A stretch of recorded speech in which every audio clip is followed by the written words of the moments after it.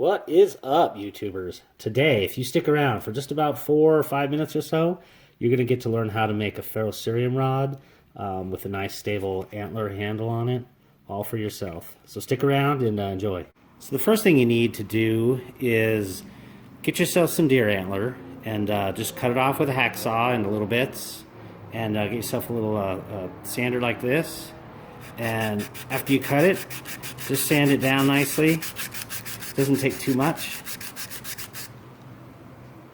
So the next step we need is to get some hot coffee and go ahead and start to basically dye our antler in a little bit of hot coffee, about 5 minutes, and then we'll come on back, and that'll kind of get it back to its more natural looking state. So after about 5 minutes, we go ahead and flip this over and do the top side of the antler, and we'll check back on that in about 5 minutes. So after about 5 minutes, we have the other half done, and just have a little taste of that coffee.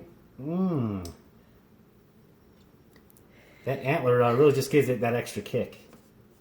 I learned this from another YouTuber as well, is to just kind of complete that finish. You just use a little bit of the grounds that you have left and a little more of the coffee. And I'll just darken it that a little bit much more. Just rub it in. So once we're all done dyeing our antler, we're going to go ahead and let that dry out just to make sure that our the marrow inside, all the coffee that it did absorb, gets a chance to dry out before we start our drilling on this one. The coffee dry out after 5 days. What we need to do is basically drill our hole for our Firestick, and we're going to put it in roughly about up to there. And so in order to do that, though, we can't just go straight to the 1/2 inch. That'll get us, get us right to our rod. So we're going to need to basically just step up with smaller, from smaller ones up to larger bits. Go right down the middle of this. We'll just go in about a 1/2 inch or so. Alrighty. Okay, so we're going to go ahead and step up our bit size a bit.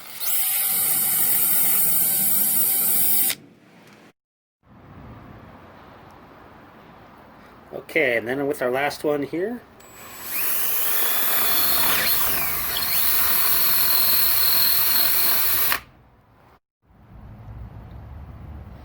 Okay, so once we're all done with the 1/2 inch, might take a little bit of effort and a little chamfering around, but you're going to see that you're left with a nice fit there at that point in time.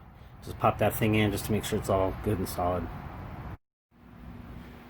So the next thing we have to do is drill our cross hole that we're going to put a pin in to secure this thing there.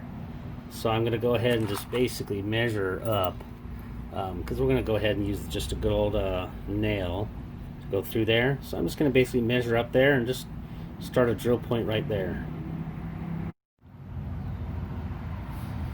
So once we've finished our drill, we go ahead and check the fit and finish of everything, make sure our nail goes through that hole from the ferrite rod or ferrocerium rod, and we're basically ready to go ahead and glue this thing up. So next step, and the final one really before our finishing, is we're going to go ahead and put some epoxy in inside there, nice and liberally.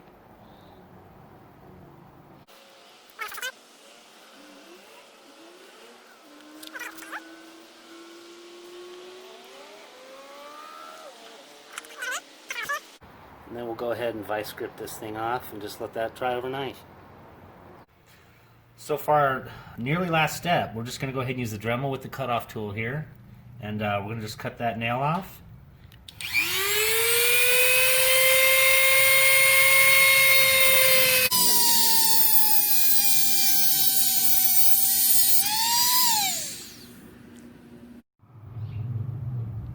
And finally, we're just going to go ahead and grind that cut nail down a little bit.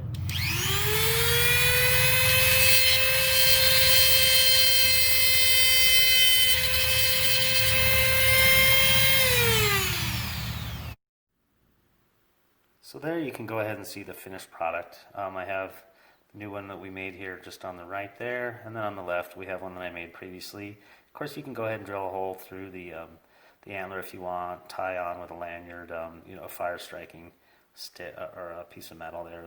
They sell this for $1 on Amazon or whatever. So hope you enjoyed this. If you did, like and subscribe. Have a good day.